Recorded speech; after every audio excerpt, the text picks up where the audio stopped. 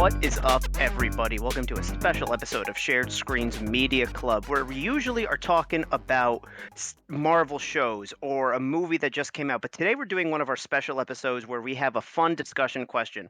Joining me today is Austin J. Ernst. Hello, You I'm know here. Josh. This is some other Josh. Howdy. On the ones and twos, it's Alec Bobko. And Woo! I'm like Harry Potter Yep. coming at you from a closet. Jordan Deeb, your host. He really went with it. He talked about it. He did it. I'm here for it.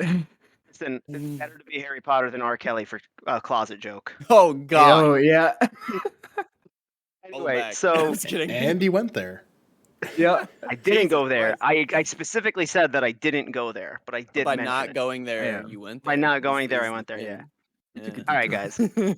So our like media discussion question today is one that I pitched originally, which is how much should sequels try to change things up? Should they be more about innovation or continuation? This was pitched with specifically games in mind, but if you guys want to like bring in other forms of media, feel free. Of course. What I'm going to do is kind of give you my general thoughts on the topic, have you guys do the same, and then we'll see where the conversation goes. Personally, I think it depends what number sequel you're at. Where like I expect the first sequel of a game to be like fairly more innovative, but Right. when you become a franchise that's fairly serialized, something like Far Cry, or you're even annualized like COD or nowadays Pokemon, I don't expect as much innovation because I do think that at some point trying to innovate too much causes you to go backwards. It's kind of like a too many cooks situation, but it's not about the number of people, it's about the number of things you keep trying to do. But I'd love to hear what you guys think about this. Austin, we could start with you. Okay. I think it depends on your definition of innovation, because if innovation is simply like making things cleaner and smoother with the current tech, and then because of the better tech you can kind of do a few more things here and there, like I don't necessarily call that innovation. I call that like this is the next gen sequel, like it should be that way. I feel like innovating on an IP, I agree with what you said. It definitely depends on the IP, because like Pokemon, if you change too much of that formula, like I don't know, I want that, but like I can't guarantee that's going to be good. Like you said, it could be going have the opposite effect. And like I'll oftentimes like for Gears of War or Halo, the people are like, it's more Gears or it's more Halo, and like that's what I wanted, but like they're not necessarily gonna be like, holy crap, this like it's not gonna win anyone's like most improved or like out of left field like award for anyone. It's just gonna be more of what they want. I also think it depends on your definition of a sequel, because like another game in universe, does that count as a sequel? Like I don't consider, I don't know why I keep using Pokemon, it's just on the brain. I played Pokemon Violet last like 20 minutes before I hopped on this podcast. Hey man, just beat the normal type gym leader. Woohoo! That guy rocks, by the way. He comes back. There's a I've normal heard. type gym?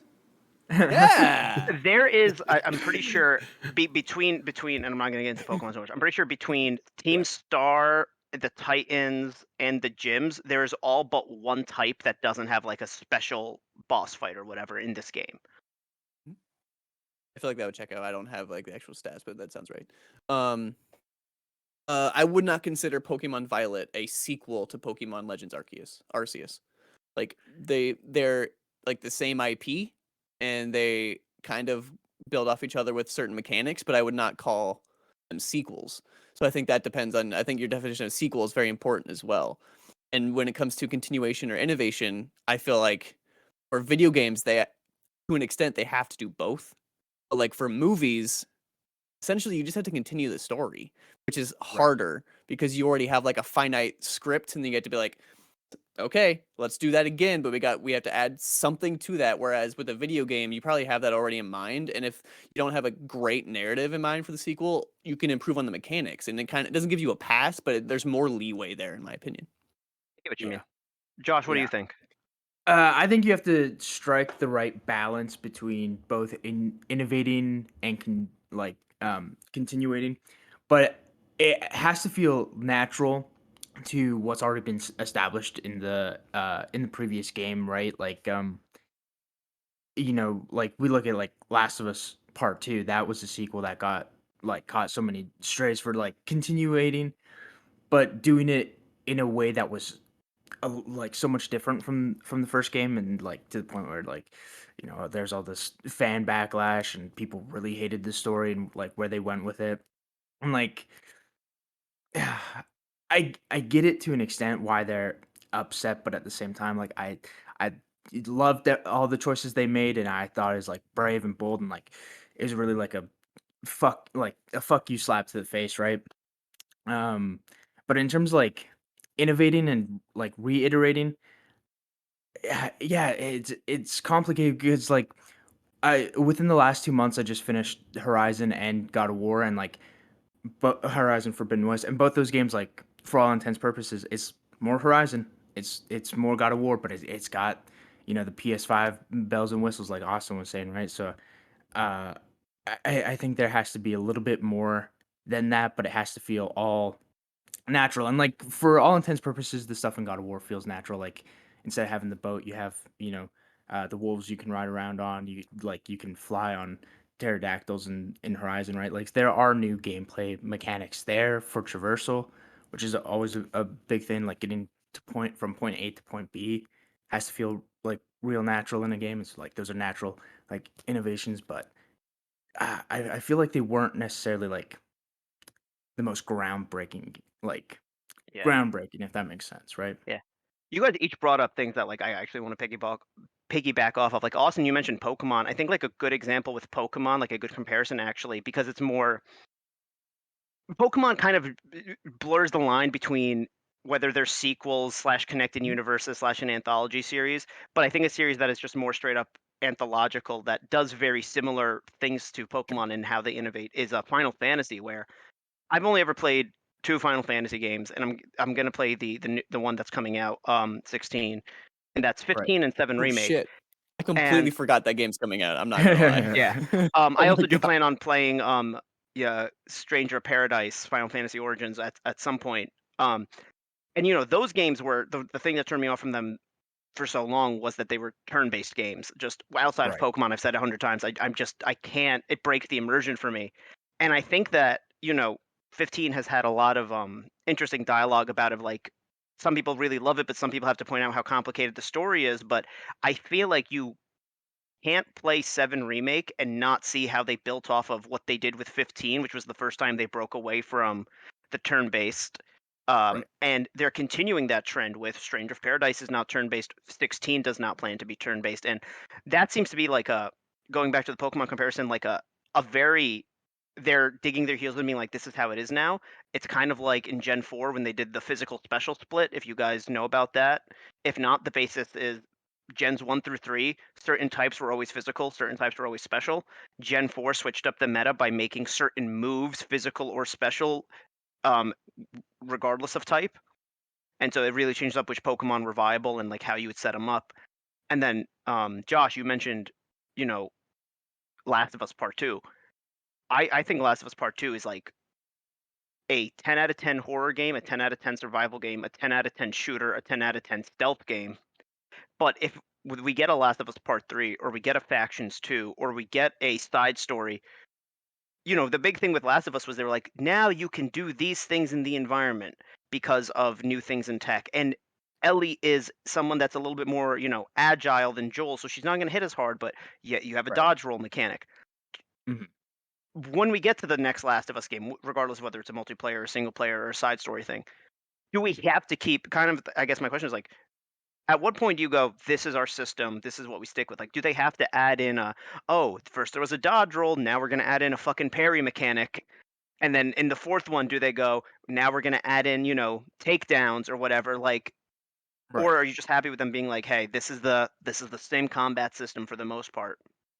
I think with Last of Us Part 2, like there was so much that went into it, like because Naughty Dog Last Generation, like basically all they put out was Uncharted 4, which like that kind of took the formula and then added like new gameplay mechanics for the most part. Like the gun works like totally like retooled and like refined, and then for The Last of Us, yeah, they added all this stuff, and like I'm right there with you. I think The Last of Us Part 2 is a 10, and I think we're at the point now where like I'd be fine with just more like refinement, honestly, and like give me the next gen bells and whistles. I can load into the game instantaneously. There's ray tracing, 4K, 8K, HDR, all this stuff on top of those new mechanics. Just maybe like refined a little bit, and then like yeah, maybe add like one or two mechanics that seems natural to the evolution of the combat, right? Like whether it's the parry, like you said, but also I think when most people like show up for games like this, they're looking for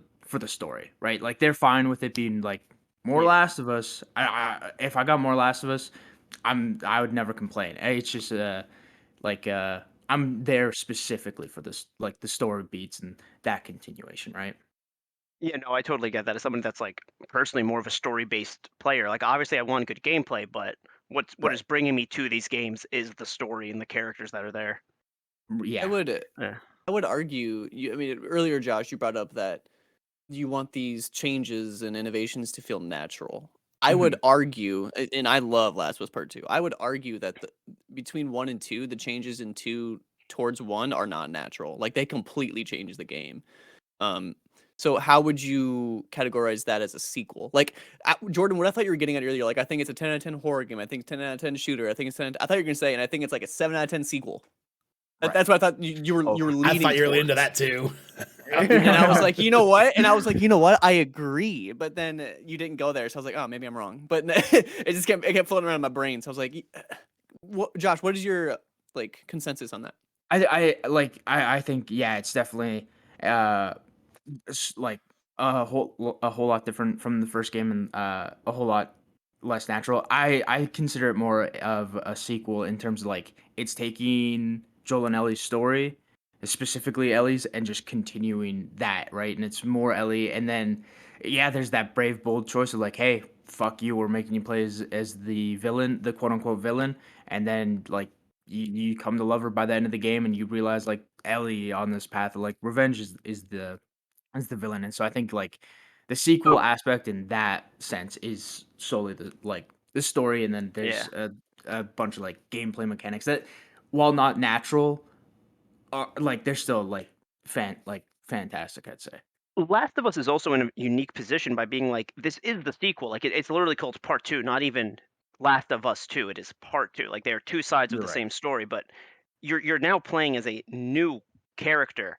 So like they kind of Mhm. had that opening to be like, this is what we're changing and why. And I think another like kind of parallel to that is Spider-Man Miles Morales. And Miles Morales, based because of the source material, Miles has different power sets with the Venom Strike and the invisibility that Peter Parker doesn't have. So Right. the way they like compensated for that was by giving him, less gadgets. Um, Yeah. and then now we're getting a game where it's clearly you're going to end up playing as both. Do you, you know, do you think that there's going to be some sort of maybe? I personally think that there's going to be a little bit more of a standardization between the two characters, where I think and this is just a little fun Spider-Man 2 prediction for me. I think we're going to get like slightly less gadgets, and they both have the same gadgets, and then the arms that we see Peter using in the teaser trailer are going to be his version of the like Venom Strike mechanic of like that's that little bar under your health that you load up and you use as like a super in a way. Yeah. But then like, go ahead, Josh. I was thinking about this quite a bit too, right? Like, what makes a good sequel, and like for specifically games like that, right? Like, I'd say gadgets are a big part of like being able to mix up combat and stuff like that, and that's how you do it so well. And I'd say like what a perfect sequel to me is Arkham City, right? That took everything we love, like the Yes, first game's agreed. like Yep. very like Metroidvania style. You get the mechanics, you backtrack back to place, like you get the gadgets, you backtrack back to places. You know how have like a backlaw. Go for it. Portal Uh, 2 would like to enter the chat. All right. Portal 2 Agreed. is the best Agreed. sequel ever made. It's possibly the I best don't know. video game ever made. So, all I right. haven't played a Portal I'll game, shut up. so I haven't played a Portal game, so I can't talk on Oh, that. But like, So Josh. without like We need story to stop this spoilers, podcast so Josh can play some Portal. dude, it takes like 2 hours. Like, go ahead. The first Portal is one, totally worth your time, and two, it's really short. right? Yeah, and now they have the ray traced version. But Yeah. Josh, I'm sure you know the basic mechanics of Portal. what Right. something goes into a portal, comes out the other end, and there's puzzles based on that. The second Right. one, if my memory serves me correctly, there's now two kind of goos. There's an orange Mhm. goo, which was like for speed, and a blue for higher bounce. And so they kind of Right. like went, here's the same puzzles, and let's add in these layers now. Right. The thing I Basically, think is just kind of cheating. momentum. I'll correct. I'll be Yeah. done after this for the portal thing. But I think it's kind of cheating. It's not, but you'll understand what I'm getting at. I am like 1,000% sure Portal wasn't even meant to be in the orange box, and then they just threw it in there as like a tech demo.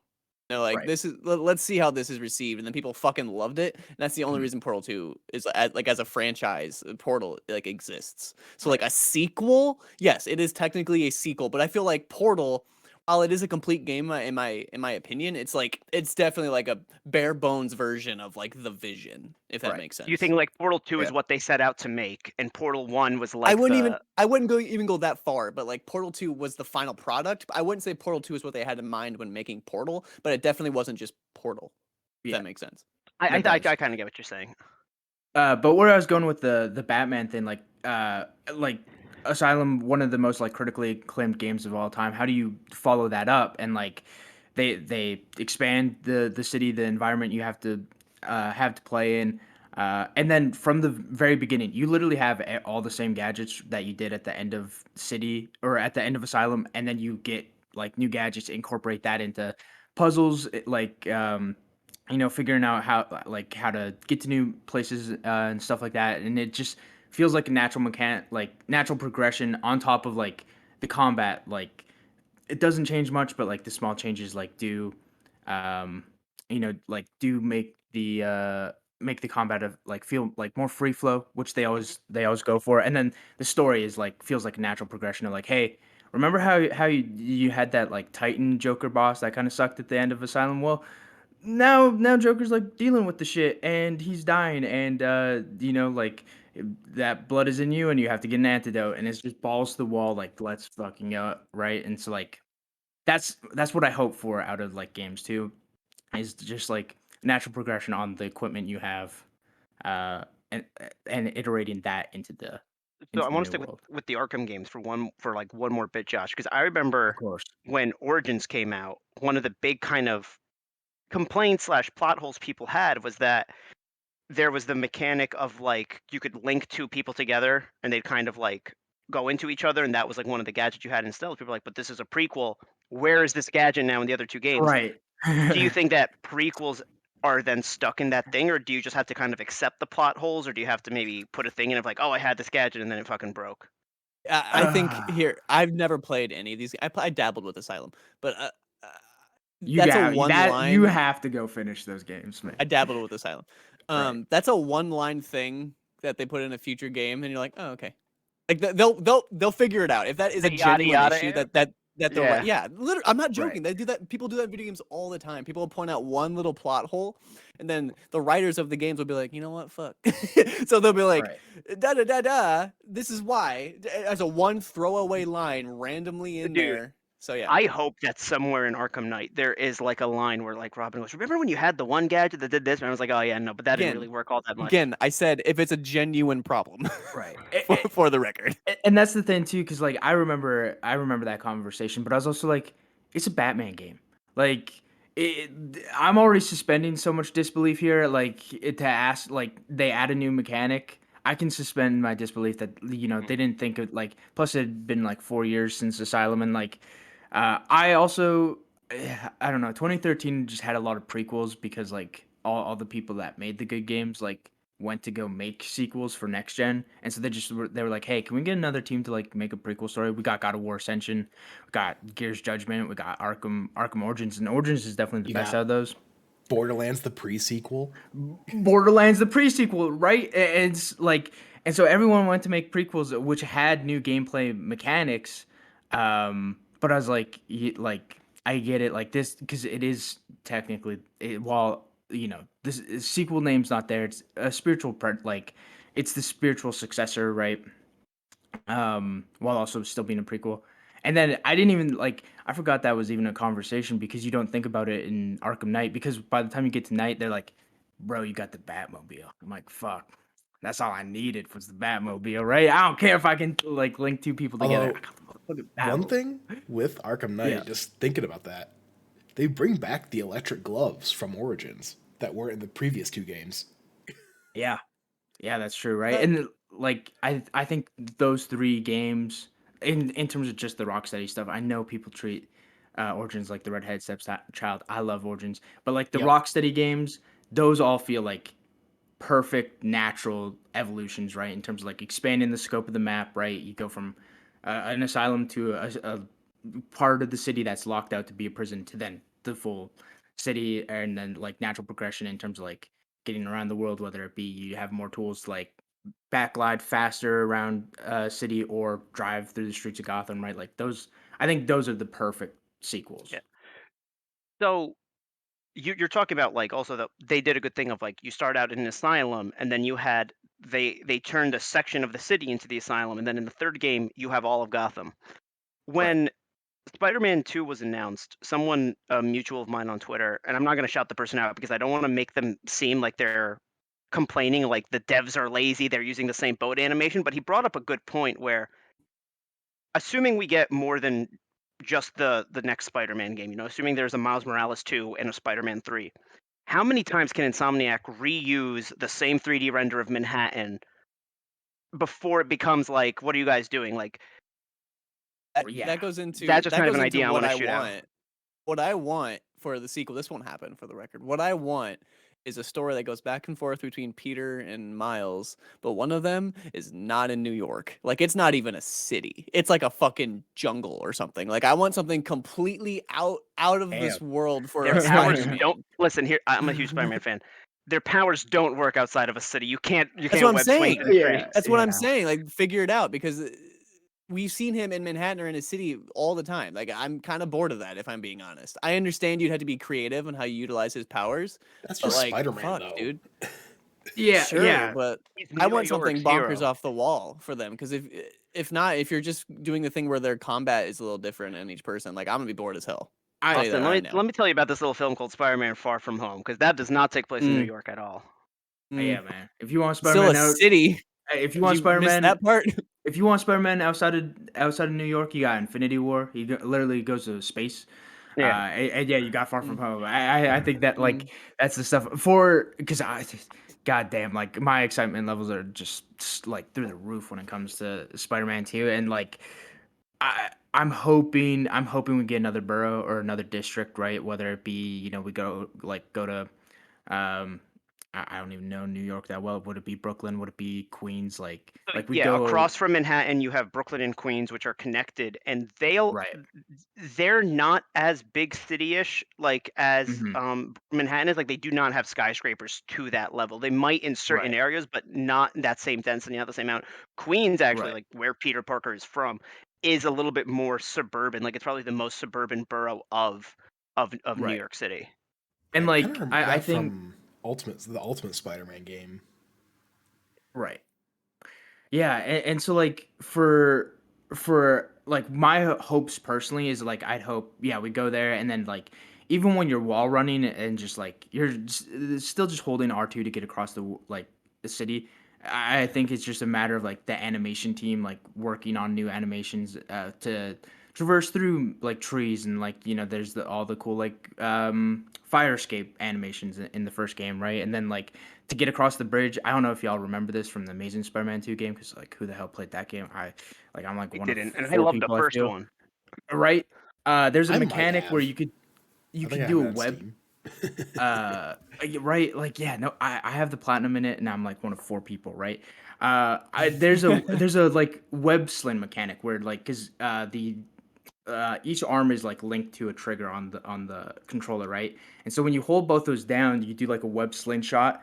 And if they incorporate something like that in the sequel to get across like the bridges, like that I think would be like Well, that's Was what kind that, of what I'm or hoping for. was it the second I game or the first game that had like where you could like go slow mo and like zip across? So, okay, I talk Both about this all games. the time. That's called the web rush mechanic, and it is the one mechanic that I think they need to start bringing into every Spider-Man game because I think it makes so much sense. If you guys don't remember it and did Does. not play the first Amazing Spider-Man video game, you Okay, would so slow it was down first. time, and there would be like in front of you 5 different like gold silhouettes of like where Peter could be, and you would just select one and basically zip to that point and do the pose that he's doing, and that if they added that into Insomniac's traversal, it would be chef's kiss.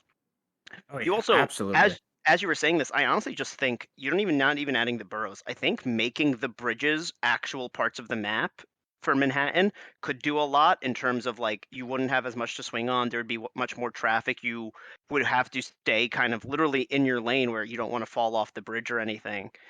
Right. Yeah, but I think that just gets into the question of like, at what point do you as an audience member feel like, hey, give us something new? Not trying to call the devs lazy or anything, but like, I can only Right. get so many games with this same island so many times. Well, I I think could. they Ragnarok it, where like you kind of get the same thing, but now then you had more realms that you kind of like were hinted at now. Like instead of Right. realms, it's the bridges, and I think you get one more game with like the pretty much the exact same city, and then after that, I would think they do something Start different. expanding. It Yeah. might be Manhattan again, but it would be a different Manhattan. New Yeah. And York, but then in the fall. Whoa! right. New And York, like but in 1852 or some shit. go back in time. And then Eee. yeah, like I'm looking for like having all the same gadgets, and then like Insomniac is a masterclass. Like between Ratchet and Clank and like Sunset Overdrive and now like the Spider-Man games, they're a masterclass. Like introducing weapons and gadgets and like gadgets specifically for Spider-Man that feel natural. Like I'm sure they're gonna incorporate. Like I hope you start off with what you already have from the first two games, and then they incorporate more. And then yeah, we got the arms, which a dope mechanic. I know you can use the Infinity Warsuit arms as like a power up in the game, but like hopefully there's more to the arms in this time I around. And think it is I implied that the sorry to interrupt, Josh, but I think it is go implied for that it. the arms that we saw in the teaser trailer, like that is going to be a staple mechanic and not a suit power. That is my Right. interpretation of it. And that's my hope too. And then presumably, we got some symbiote stuff going on that's going to incorporate gameplay mechanic. And then also like similar to The Last of Us, like I'm there for the story. I'm there to find like see what's happening. There's been some leaked concept art going around on the old TikToks, and I'm like, oh my god, oh my Oh, god, dude, I Josh, wait can't till you wait to hear the see this theory I moment play have. out. Oh my god, dude, I'm so hyped. And yeah, it's like in Insomniac we trust. Like they've done no wrong with these two Dude, if games, I could right? get that on a fucking t-shirt, I'd wear it. All An right. Insomniac we trust. Well, In that's the next Insomniac we merch idea. trust. Next Yes, merch idea. sir. Please, PlayStation, don't sue us for the logo. Yeah, we're gonna web Well, it we up, just hit it with some Spider-Man designs and just in Comic Insomniac we Sans trust. Insomniac. Yeah, we'll do a Spider-Man variant and a Wolverine variant because in Insomniac we trust. Great platinums or platinum lists, true. Oh yeah. So, I mentioned also like that at some point you don't want to innovate too much every time with annualized things. Like I don't play too many shooters, but like Right. COD, I'm assuming at some point, how many times can you try to reinvent the wheel on a shooter? And do you guys think that at some point you go, this is perfection in the mechanics, the guns are balanced, the hitboxes are great. Apply this to any kind of multiplayer competitive scene, whether it be a traditional shooter like COD or something like Overwatch, or even fighting games, whether it be 2D Right. or arcade fighters. Like, do you think that at some point a game can accept that they have kind of peaked and be like, we're just going to make adjustments based off what is wrong? See, I think it depends on the IP again, like Pokemon and like COD. I think that's where you get the sequels that try for something, and then you get the sequels that are just more of the same thing. Like you get the branches because Right. they don't know. They just genuinely don't know what's gonna work. I mean, in the case of Pokemon and COD, they're gonna sell regardless. So like it's Right. never gonna be a huge miss for them. So those probably aren't the best examples. But I feel like there are certain formulaic genres that if you find like the secret sauce for whatever it is, you're not going to deviate too much from that. That's just the way it's going to be. You're going to make your money, you're going to make your game, and that's just the way it's going to be. There are going to be small things in there sprinkled in there, and that's how eventually you get these little whether it's a spin-off or whether it's a mechanic that happens to stick or what have you. But yeah, I think it depends on the IP and what formula you're kind of messing with. So COD as like the resident Call of Duty dude at shared screens. Like I've played almost every entry except for Vanguard. I think COD's such a different case because yes, it's annualized, but there are three different teams working on it, right? So like, um, that always leads for like some sort of mix up, no matter what.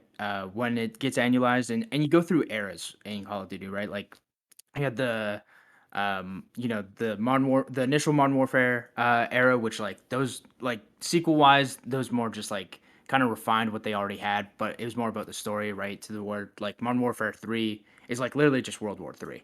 And then outside of that, like we started getting to the futuristic era where like there was all this advanced like exosuit mechanics, right? You can like wall run and shit like that. And like that went on for 4 games, and then people like started to get tired of it, right? Especially like by the time people got to Infinite Warfare, right? And we're like, okay, we like there needs to be some sort of mix up. And by that time, too, like one of the studios was already like, yo, we're doing World War II. Like Sledgehammer Back had to World basics. War II down, right? Back to the basics, boots on the ground.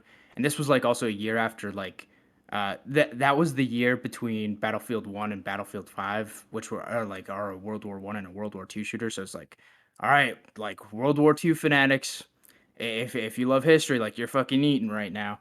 Um, and then there's like another advanced suit one with Black Ops 4, and then we got like the reset with Modern Warfare, and like that was the one where they're specifically like we've like this is a brand new engine for the first time in like 19 15 years, like something like that. We have like a actual brand new engine, and like a lot of people from Naughty Dog left, like finished like Uncharted 4 and Last of Us and went to work at Infinity Ward, and that's why I consider them the top notch studio, like because they're the most like innovative, right? And yeah, and so for like reboots, they're still hitting the the special spots of the OG trilogy, and it's more like a love letter while still like doing unique stuff. And Modern Warfare 2 is just an evolution of that with a little bit more action. Like Modern Warfare 1 was like Modern Warfare 2019 was pretty grounded, and this is just like this isn't Fast and Furious like the OG Modern Warfare trilogy,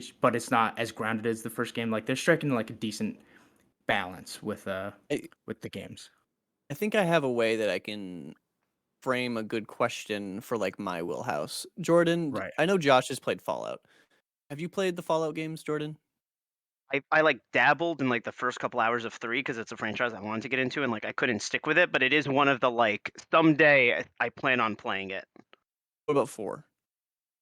That was the thing is I was interested in 4 when it was coming out, and I had someone Okay. recommend that I play like a good chunk of 3 to get an idea Mhm, of the mechanics in that series, and then play 4.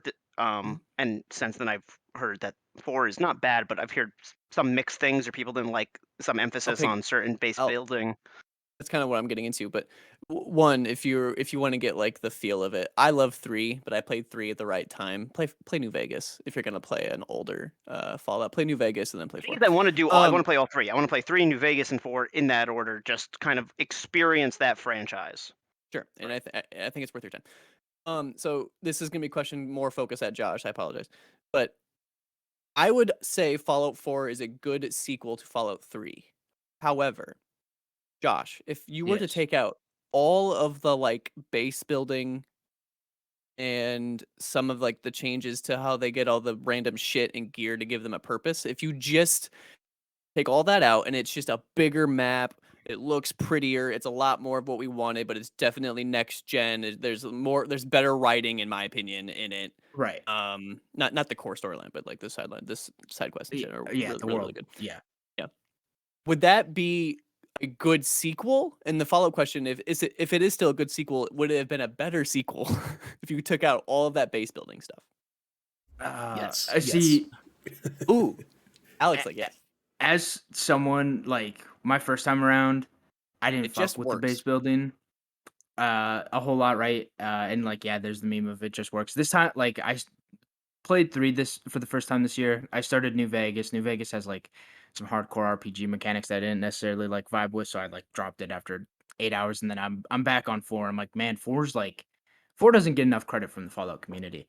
And like I started dabbling a little bit more with the base building mechanics and like getting deeper into it. And like they're there, like that's the thing. They're there if you want them. you don't have like there you don't have to fuck with them, right? If you want to just be like, hey, I Sanctuary Hills, what's the base for the tutorial quests? That's it. You're gonna have to live with the fact that people are miserable there, and the game's gonna tell you people are I'm gonna miserable yell at you there. But constantly. So you you're think fine with because of the way the things they add are implemented into the sequel, you think it's like it's acceptable, it's okay? I think so because it all of the biggest thing is all of it like fits within the Fallout universe, Sure. right? Which is the biggest thing, and then like yeah, there's the shooting, which feels like a lot more like Destiny, and then there's for the first time ever in a Bethesda game, like there's a voice protagonist, which like it's memeable, like the dialogue and the performance isn't the best, and sometimes Yeah. you click B and you're thinking you're gonna say this insulting thing and then or this like passive thing and then your dude just straight up just insults somebody and Oh, it's like, oh dude, shit, that pissed me that off is in not Mass what I Effect meant. so much. Right. Here's the Right. thing, here's the thing. Don't give me Here's the the thing. don't give me the gist of what they're gonna say. Give me the exact quote that's gonna come No, out of my but character's on mouth. I agree. PC, I agree. on PC, there's actually a mod that changes Yep. that. Oh For Fallout or I shit. Mass agree. Effect? I Here's the think thing. both. Here's what I would say. Here's what I would say. Bless people. What we wanted out of that, I'll call it a mechanic, like having everything be voiced in that way. That's a monumental ass task. I'm not giving it a pass. I'm not. 100%. That's not what I'm saying. I'm just saying the fact that they even attempted that, like, whoo, like Yeah. I don't think there was a world in which that they like nailed that 110%. Either they Yeah. were gonna have every line in the book and the performance suffered because they had to do so much of the shit, or it's gonna be a little bit of both, column A, column B. Yeah. While there were certain moments where that completely took me out of the experience, I don't think it was often enough to where I would say that's a knock against the game. I would just say Right. this made me chuckle a few times, and that was kind of dumb, but whatever. Yeah, and I think the thing like that, what makes like video games, specifically when it comes to sequels, like a much more unique medium, is that like for the most part, sequels to movies, you follow the exact same characters. It's a continuation of the story with the characters you love, maybe in new settings, new situations that have, like, reflect the theme of the movie and the story they're trying to tell. Versus sequels, you can literally just pick and choose, like you can just go wherever you want and slap a 5 on the box and then ship it, right? And like the biggest example of that to me is like Far Cry, right? Where like each Far Cry, there's a check box, like a Primal. checklist of like things you have to do, right? To like yeah, basically make the sequel, right? And it's just like, okay, what's a unique location? What's a badass villain? Can we get a famous person to give a performance for the villain, right? Like there's I all would that. I would argue Yeah, that's their formula. That's Yeah, what I would yeah, argue. But anthologies exist so much more in games than they do in films. Where like there isn't films that are like have the same title. They're like these are the same themes, but they're different stories. Kind of get television shows like that, but games is right. the one medium where I think the concept of an anthology series really kicked off. Yeah, Um, Austin, hearing what you were saying about Fallout, and again, as someone who hasn't played them, you were like, what if they took out this thing and this thing? I do think there is something to be said about sequels that can realize there was too much fat. And like, I'm going to go back to Spider Man for this. Spider Man 2018 has a lot of content, which is great the first time you play through it because you don't want to stop playing that game. There's so many right. bases to do, and you want to get all those coins to get all those suits and those suit powers. And then there's the DLC, which adds even more bases and like for half the districts each time. Replaying that this year when it came to PC and kind of just being like, listen, I'm doing, I'm mainly focusing on story, but let me try to 100% it because or sorry, when I did New Game Plus, I was like, that's just going to be story. When it came to PC, I was like, let's 100% it again. And I was like, damn, this is kind of a lot. And then looking back at Miles Morales, it, granted, it was supposed to be a smaller, shorter sequel, but I Right. think it did two things good where it didn't just cut the amount of things you did, it made those side things that you did post game more impactful by instead of them just being generic kingpin bases, they are side missions related to his uncle and his father. And like I'm sure there's a happy medium there that I would want for the sequel of like I want there to be more content than there was in Miles because I want to be able to play these games for a long time, but I Yeah. don't necessarily want all the things that were in Spider-Man 1, especially if they're just going to be generic. But I think in a way you could be like, "Oh, we innovated by going smaller." I don't think innovation has to be bigger. Right. And like I'm interested to see what they do there. Solely because like yeah, now you can give like some of the things to Peter and some of the things to Miles, and maybe we're at it like, we're still doing backpacks as Peter, because I like that and I like the story behind finding, a certain thing, and then maybe like give like a different side quest to Miles, right? Like there's a lot to do there, right? And like when I think of like 100% like the side content, like Ghost of Tsushima like is perfect in terms of like having like pretty meaningful side content where like yeah, I'd want to like I'd love to craft more haikus in the sequel and stuff like that, right? But yeah, I think it's about striking a balance, just finding what's Yeah. like natural in the Here's world, right? here's the thing with that. I agree. I hate Mhm. that answer because I'm like, to me, that is a vanilla answer. That is my answer too. I don't want Right. you to think I'm throwing jabs at you, Right. Josh. Like I think that that's the correct answer. I just Mhm. wanted a stance, and I'm like, damn it, I don't think we have one. What is That's the Right. what makes final this answer? question so I think that's, like, when I originally pitched this question, I think that's what made this question so frustrating is that there's 100 follow-up questions like, "Well, which game are you talking about? Do you mean innovation in Yeah. story? Do you mean innovation in mechanics or in the world around you?" Because, you know, Yeah. God of War, I think, did a very interesting God of War Ragnarok did a very interesting thing where the game mechanics are definitely expanded in terms of what you're doing gameplay-wise on a moment-to-moment basis, both in terms of and I'm not gonna spoil anything, but in terms of combat and in terms of enemy variety. But I would also argue that the m individual levels are actually a little bit more on the rails in God of War Ragnarok than they were in the original. I think it's because you're Right. seeing more of the realms this time. I think the first one was kind of like you'll see a little bit of each realm, but you get all of Midgar, and this one was kind of like you'll get a less of Midgar, but more of everything else, and it's going to be Right. kind of a half step between a linear game like Uncharted and a full open world game like um, Horizon, where there's a very clear path to follow for the story, but you can fuck around as you wish. Right. Actually, And I honestly, think I was just gonna say go for it. it's kind of clicking that like the God of War Ragnarok maps are and I mean the actual maps, not the ones you're looking at, and you'll see why. They actually remind me a lot of Jedi Fallen Order, where like the story has one clear path, but if you go back to that realm, there's the paths that open up to bring you back to the shortcuts that open up so you could go back in any order Right. and find the things you miss. But without that dumb 3D map, you have to try to navigate.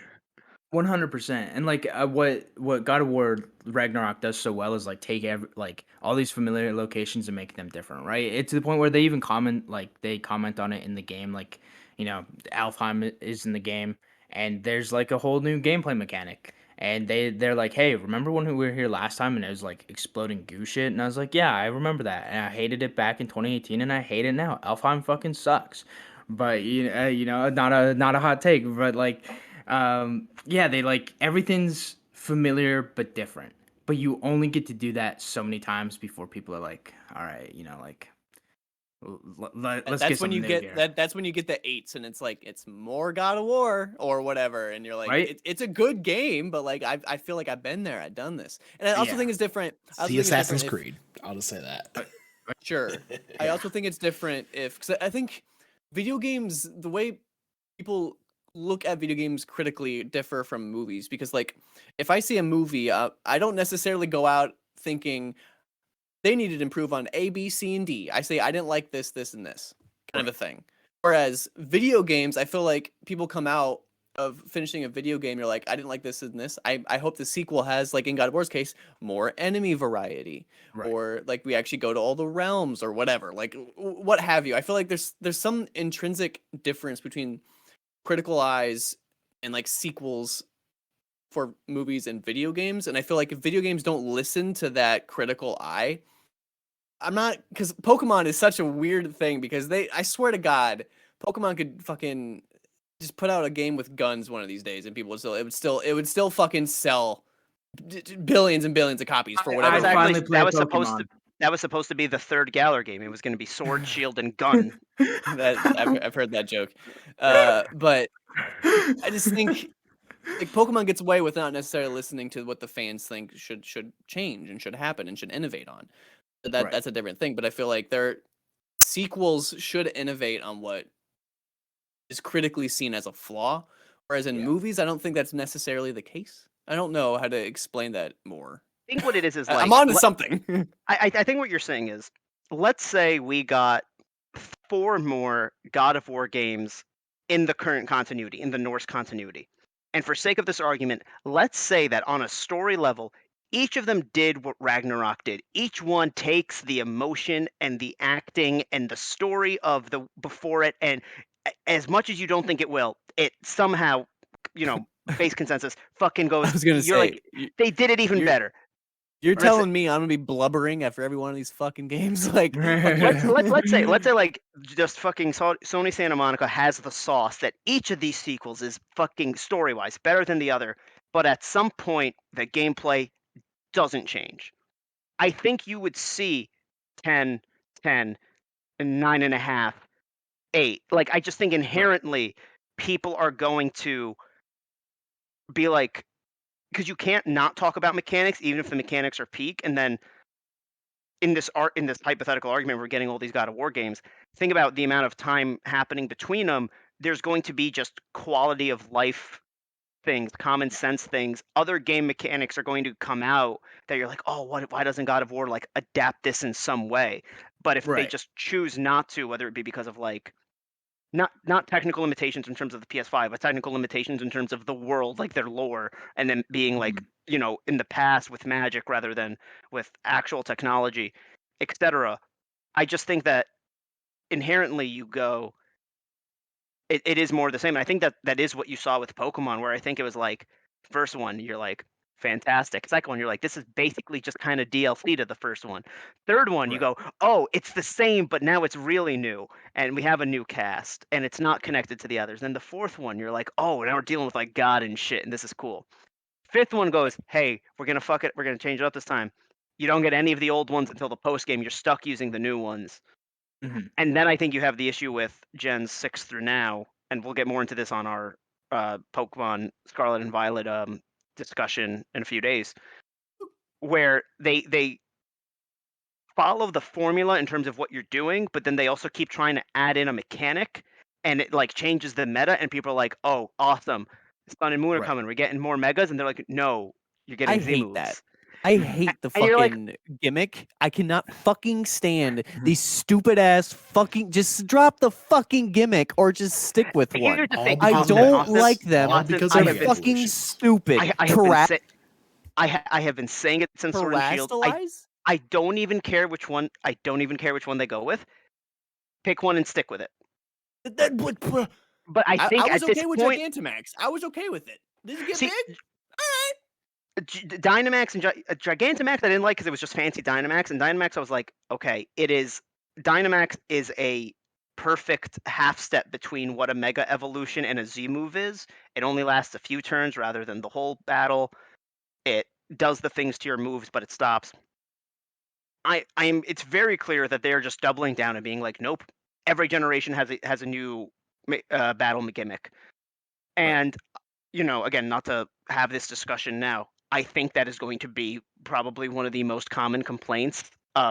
Given that I think Scarlet and Violet have been super well received, performance issues notwithstanding. So I do think that Pokemon is one of the examples of like you don't have to innovate too much. And then I think the other thing Pokemon does is when they choose to stick with an innovation, they know Game Freak really knows how to run it into the ground real fast, because regional forms was a great innovation that came out in Sun and Moon. Then we got a little weird with it in Sword and Except Shield, for where that fucking Executor that was a dragon type and looked fucking stupid or whatever it the was a fuck palm it tree, was. buddy. But then it was like, okay, then Sword and Shield He's a came along, tree dragon. and you're like, oh, it's now we don't have regional variants. We also have regional specific evolutions. And now we have just straight up new Pokemon. We just have new Pokemon that only can evolve in this region from this Pokemon. And you also have these paradox things that are like, Don't even get me started. I fucking hate those. They look Yeah. so stupid. I think I really do think that this whole question could have been looked at through the lens of Pokemon. Josh, I know you're trying to butt in here as not a big Pokemon person. I'll All wrap it up good. fast. I just think that like you can look at this entire question through the lens of Pokemon and be like, what is good innovation, what is bad innovation, and what is good innovation done too much too fast. Right. I feel like this question with Pokemon is a completely different question, but It that's is. fine. Yeah, I just wanted to touch on like what you were talking about in terms of like innovation and how many times like you can get away with like doing something and like I think game companies need to start like knowing when to call it, when to be like, you know what, we've done all we can, time for new IP, right? Like I think of like the Uncharted trilogy and then Uncharted 4, like each of the three games in that trilogy came out within like 2 years apart, and like for the game, like for the most part they're not innovating much. Like it's mostly just like combat refinement, and then they're continuing a story, and the story gets better throughout those games, right? To the point where like three's like fantastic. Not And then there's magical or like, anything at the end. It's just a drug. Spoilers. yeah, exactly, right? And Who's then better? they're slowly just refining it, right? Like by the time you get to 3, you can actually throw back grenades. And it's like, cool. I'm now getting pinned down, and I don't have to like dodge roll out and find new cover. I can just toss them back. It's fantastic. And then, like they went on to make The Last of Us, and then came back and wrapped it up with Uncharted 4, which like then they totally re-innovated. You have like cars, you have grappling hooks now, and things like that. And I was like, man, we're only gonna get one game of this. And then they came out with like Lost Legacy, and I was like, perfect. And now they put a bow on it. And I'm like, well, you didn't overdo it, fantastic. But also That's what I, selfishly, Grappling hook in every game, as we've said before on shared screens. yeah, that's probably true. But I cannot say this enough about things. There is gonna be a time, like if Naughty Dog never brings back Uncharted, I want that for the record. I want companies to let things die, let it yeah. end greatly, like let it fucking just be done and end the way it's supposed to. Hold on, Jordan. If they ever make a Back to the Future 4, I know that no one thought this was coming, I will fucking kill someone. That is my favorite They never trilogy in the will. world. They never will. Oh, they've been talking about it for like 20 years, dude. I swear to God. Man, old ass fucking Harrison Ford is coming back for Indiana Jones 5 next year. Like, it's you never know with Hollywood, right? Dude, Hollywood and these companies that make so much fucking money need to just let things die. Back to the Yeah. Future is good because it ended. Yeah. I'm Yeah, dead serious. If that was still going on Oh, today, yeah, I would yeah. fucking hate that shit. So, Austin, I half agree and half disagree for different reasons, and just hear me out. It is true, and I think it was Natalie Flores who used to be a fanbite said like a story ends when capitalism says it does, which is very true. Like we have seen how many IPs get milked or rebooted and just tried and tried again, even when it's like just an IP that doesn't connect with today's audiences. I think like believe it or not, a actually fantastic analysis of that is fucking Scooby Doo. Whoever WB keeps trying to make Scooby Doo happen, and just it doesn't happen anymore. Like unfortunately, that just isn't what people want. I'm not getting into that, but and I do think there's something to be said about being like, hey, if there's not a story to tell, we are not forcing one. If you had asked me before the reveal of The Last of Us Part 2, I'd have been like, no, The Last of Us is a one-off, and that's the beauty of it. Mhm. But Neil Druckmann was like, I had a story to tell. I just, it took a while for me to get what I wanted out. And of course, then games have more of a production time than you do with film. So you add that.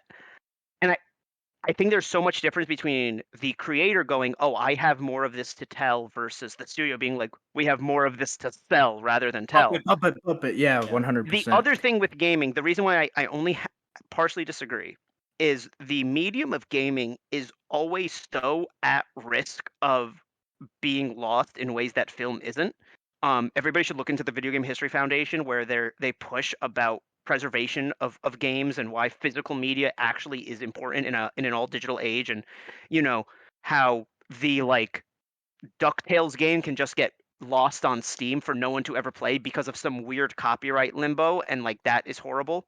Um, or hypothetically, if Sony was to ever sell off like the Ratchet and Clank IP, the Quest for Booty downloadable game could just never be accessible to anyone. Like it sounds ridiculous, but it's No. all true.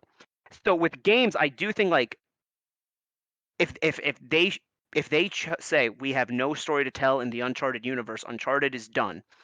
Respect. However, in 10 to 15 years, I would not shake my finger at a Uncharted collection remaster on the PlayStation 7 just to provide that game to the current audiences and current technology. I See, think that we're kind of talking about two different things. I'm okay with like the Lost Legacy line Re-releases. continuing. For the record, if you take Uncharted and you bring back Nathan Drake again, One I last might time. I might not play that game. Like I'm Yeah. telling you right now, like I might just be like, no, you're ruining it. I don't care. And here's the Mhm. difference because you brought up the Last of Us thing, and I totally agree. Like when they said they were making a sequel, I was like, why? I didn't even like the first game that much, but I was like, why? Like I understand why people love this Breeze game past that. for what it is, but like You're allowed to have bad opinions. So, it's just a thing here on shared screens now. We all have bad opinions. The Lord Last knows of I Us have 1 mine. is not as good as everyone says it is. That The Last of Us Part 2, Okay. fucking impeccable. That might be the best video game I've ever played, all right? Just saying. Last Yeah. of Us Part 1, the gameplay kind of sucked, and the story, like, it was fine. It had one good character moment, practically, and the character dynamics between the kids I really enjoyed, but that was about it. Where was I getting at? Oh, Story to tell. because they had a story to tell. That only lasts so long. Like, you brought up the Mhm. whole cell thing, like, the person saying I don't have a story to tell, that's only gonna last like as long as it's either there's no finite number on it. It's gonna be like as long as that person who says I don't have a story to tell is willing to fight for it. He's like, Yeah. if he's like, fucking no, like you're not doing this. That's how long that's gonna last until someone is like, well, here it is. And then if here it is Nathan Drake again, that's not good. Like I don't Yeah. want that. Yeah. Do And you like, do you Sorry, I just go want to for it. ask, and this question came to me when we were talking about Uncharted, but it's actually a question I've had with Mass Effect as somebody who played the Mass Effect games for the first time this year. I played the original trilogy in January, and then in August I got to play through Andromeda. Can a trilogy i- transition to an anthology series? You guys think? Because like I don't care if there was a Grand Theft Auto 20 because I know it doesn't take away from the story of GTA 4 or 5. Right. But at the same time, I do think that like Mass Effect, like we know that Mass Effect is coming back in some way, and like I feel like there's going to be a lot of retconning and yada yadaing as to how it's coming back. I know Andromeda had its faults, but I think that the biggest positive Andromeda is this is not connected to that trilogy. I just wonder how you can make that pivot if you started out with numbers. Do you just make everything subtitles from then on out? Yeah, I think so. And the only problem is like, let's say alternate universe Andromeda fucking is a banger. There's no issues with it. EA didn't pump it out, but like didn't like source it between 15 different BioWare studios across the fucking world and shit like that. And like alternate universe, this game's a 10 and on the same level as the first trilogy. It gets difficult then to be like Mass Effect Andromeda 2, right? And like and like subtitle number, right? And things like that. Versus like, yeah, you could 100%. I think now that the core trilogy is done, you could like definitely and who knows, like they're doing it, right? We don't know if it's Mass Effect 4 yet, but like if it's Mass Effect blank and they're like, okay, here's the retcons, here's how we're coming back into the world, and here's the natural progression. Like I'm here for it. Like I've played those games for the first time last year. And I was right where you're at, like Jordan, where I'm like, I love these games. Can we get a new one, right? And like, Neil Druckmann again, big on like, if I have a story to tell, that's how like I want to make a sequel. Only if there's a story to tell Yeah. and a story I want to tell. And like he was adamant about that on on the sequel. And I'm pretty sure they have like an outline for 3, but also Naughty Dog's just like also working on IPs like the other big rumors. We don't know 100% yet, but it's like, yeah, new IP outline for 3. If they finish Last of Mm. Us 3 and they're like Last of Us colon something else, absolutely. Tell me more stories about like what's going on in Europe in the Last of Us universe. What's like going up and like on in all these different locations? Like, can we get new characters, like new character dynamics, right? Whether like first couple games very like mother or father daughter story. Can we get brothers in the Last of Us? Oh, I guess there's already that with Joel and Tommy, but like just more like different like character dynamics and Yeah. story dynamics and themes, all that stuff. I think it can be done. Absolutely. I think it's done best when they use the IP. They do a completely different location, completely different characters. Then you get little sprinkles of like a book that like you came across in the first game as that other character. You know what I mean? Like Yeah. the best way is to just sprinkle in itty bitty little things. Where like, oh, I know, and it's like that meme of fucking Leonardo DiCaprio pointing at the fucking TV Yeah. screen. Yeah. Like, That's when they do it best. if like in the Last of Us side story, there's like a mission where like you pass through Jackson and you kind of see Tommy, and it's just, but it's not like they shine the lights on him and they go, this is a fucking cameo, but it's like if you know, you know.